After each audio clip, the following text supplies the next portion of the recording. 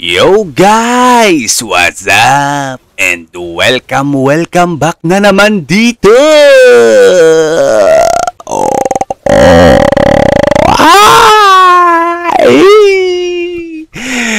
Sa aming channel, okay? So today, lumalaban siya mag-isa. Ay gagawin tayo ngayon guys. So nakita niyo naman sa title natin, okay?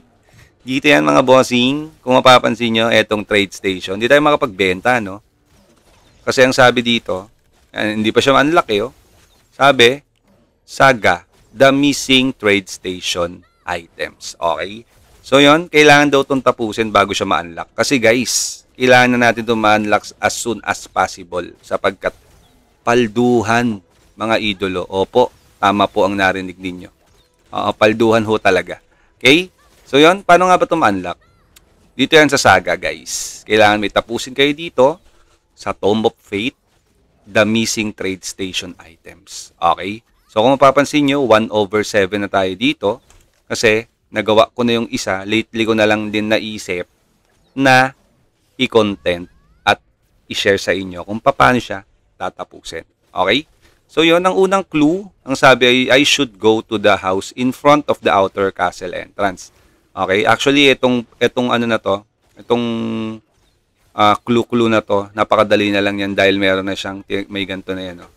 Yun, oh. Pag kinlik mo, alam mo na kung saan ka pupunta. Di ka na maliligaw, guys. Di ka na maghahanap. Okay? So yun nga, balik tayo ulit dito. Tomb of Fate dito. Ito yung una. So saan nga ba ito? Saan nga ba ites, no? Okay, behind the trade station, keeper of Asgard Castle is looking for me. Okay, Asgard Castle, sabi. Okay, then pupunta tayo doon. Click nyo lang yung map. Asgard Castle. Okay. And then, landmark. And, ayan o, outer castle entrance. Yan lang sabi. So, mag-warp na tayo dyan, guys. Napakadali. Huwag na natin patayin yan si Bogart. Okay. So, ngayon, pagdating nyo dito sa mapa na to, sa entrance, lakad lang kayo ng kaunti, at makikita nyo na sa gawing kanan, okay? Si train station keeper, si Bargren. Okay, so ito yon, kakausapin nyo lang to.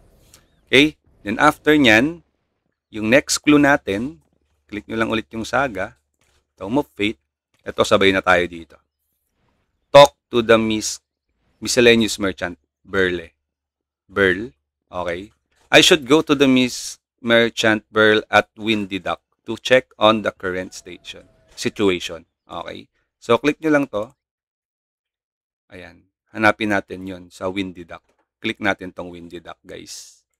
Yon. Dito lang pala yun eh. Then, warp. O, tinawag na yung ibong dilaw. At tayo ay inilipad patungo dito sa lugar na ito. Kiniklik lang yun. Yung nasa taas guys. Nakita nyo, no? Napakadali. Okay? O, inikot ko lang yung camera, guys. O, ayan, o. Ayun na si Berle. Okay, click nyo lang yan. Alright. Okay. Hindi yan, ito pala. Okay, nakausapin nyo lang yan. Skip nyo na yan para mabilis. Then tapos na. Ayan o, new clue discovered. Then, click ulit natin si Saga. Tomb of Fate. Alright. Sabi dito, search for the vanished cart. Okay. Miscellaneous merchant Burl said he already sent the items away on the cart. I should investigate the main road. Okay? Investigate the main road from the dock of Hermod's Crossroad to Asgard Castle. Okay? There may be a cart somewhere. So may cart daw dyan. Click lang natin to. Asan yan? Asan yan? Dito yan banda. Okay, nakikita nyo to? Yung tulay. Okay, andyan. Ito yung Asgard Castle, di ba? O, punta tayo dito sa tulay. Lakarin lang natin. Mabilis lang yan. Mabilis yung kabayo ko eh. Click natin. Para malaman natin kung nasa na tayo. Okay, banda yan dito guys. Okay, nakikita tong ibon. Ayan. Katabi ng ibon yun eh. Okay. Actually, kung hindi nyo pa dito rin yung viewpoint eh. Dito rin yung viewpoint. No? Naandyan din yung viewpoint. O, yun yung cart oh. Diretso lang boss. Diretso lang. Diniretso ko lang guys. Nakita nyo? Diniretso ko lang yan. Ayun yung viewpoint. Oo. Kaya nakikita nyo dito sa mapa ko, may ibon na dyan kasi na-unlock ko na yung viewpoint dyan. Pero kung wala pa, dyan lang yan diretso. Alright. O, di ba? Basic. Basic lang. Kiniklik lang yung arrow eh. Okay, tapos na. Na-discover na natin ang susunod. Click lang ulit natin yung saga. Tome of Fate. Alright. Defeat Bandit. Who pillage the items. Bala na kayo dyan. Anong pagkakabasa dyan? Importante matapos to. They should go pillage. Pillage kasi yan. Ba? They should be at the mound of greed near the cart. Okay? Click lang natin to. Wala. Okay? Wala. Pero ang sabi, near the cart. So, ikot mo lang yung camera mo. Lakad ka ng bahagya dito. Okay? Asan yung mga kalaban? May mga ayun! Oh, nilakad ko lang ng konti. Ito na yung kalaban. Kita nyo guys? Papatay lang kayo ng konti dito. Okay, kailangan nyo lang pumatay ng konti dyan. Konti lang. Hindi nyo kailangan tapusin lahat. Ayan o. Ayan yung bandit. No? Ayan yung pumatay ng bagya dyan guys. Alright. Tagal ah. Tagal lumabas ng clue ah. Ano dyan eh. Basta yan. Ayun! Lumabas na. Okay, nagpapapatay lang tayo dito guys. Oh, nakita nyo? Ganyan lang kasimple. Oh, lumabas na agad yung clue. Oh, next clue. Find the missing item pouch. Okay, the bandits hid the stolen items at the watchtower. Okay, near the vagabond campsite at Hermod's Crossroad. Click ulit na natin to. Asan yun? Vagabond campsite. And then, lakarin lang natin ng konti. Move. Let's move. Alright? Then, dadalhin na tayo doon sa kung saan yung campsite na sinasabi niya. So, ito yung campsite. Okay? Kung mapapansin nyo, mahirapan kayo dyan, boss.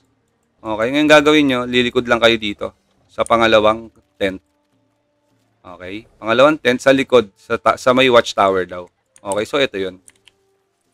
Okay? Diba? Gets nyo? Nakakuha? Nakakasunod? Ikaw. Nasundan? Nasundan. Okay. Good. So, natagpuan na natin yung next clue. Tomb of Fate. Click lang ulit natin to. Sabi, find the missing item chest. The other items were apparently hidden at the place with water. Oh, may tubig daw. I need to search the area around the Crossroads Riverhead thoroughly. So, click nyo lang to. Saan nga ba yun? Saan? Riverhead. Okay, ito yun guys. Okay, warp na tayo dyan. Malayo eh. So, nandito na tayo. Pagka nakarating na kayo dito, ang gagawin nyo lang dyan, sabi may tubig daw. Ayun, nakikita nyo yun? Sa tubig. Punta lang kayo dyan. Then, click nyo yung G. Okay. Then, bubuksan nyo na yung kahon. May kukunin siya dyan, di ko alam kung ano. Ayun, pouch. Okay. Nakakahilo yung ikot ng camera, guys, no? Oo. Naramdaman nyo ba yun? Naramdaman nyo yun, guys. Okay, lumabas na yung next clue. Ano yung last part? All the pillage items have been found.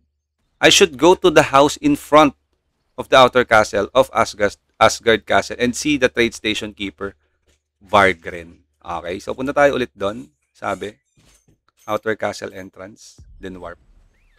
Si Vargren daw hanapin, guys. Oo. Asan si Vargren? Okay. Ngayon, guys, ito ang problema. Nasaan si Vargren? Inikot-ikot ko yung camera. O, nakita ko na agad. Babalikan nyo lang ito. Okay, babalikan nyo lang yung unang kinausap nyo. Okay, sa bandang kanan. Click nyo lang yan. Okay, may sasabihin yan, huwag nyo naintindihan. Okay. So, yung trade station, new system is available. So, open na siya. Okay, open na yan, guys. Kita nyo? Sale registration, settle, transaction, search. Ayan, nakikita nyo? Okay na? Na-open na po natin, mga idolords. Okay, so yun. Sana may natutunan kayo, nakasunod. Balikan-balikan nyo na lang. Pero napakadali na nun, boss. Simple as 1, 2, 3. Parang sinubo ko na yung kanin sa bibig nyo, mga idolords, no? Okay. So yun, mga bossing ko. Sana may natutunan kayo. And salamat sa panonood. And don't forget to like, comment, and subscribe to my YouTube channel. Yo, once again, this is Medj TV.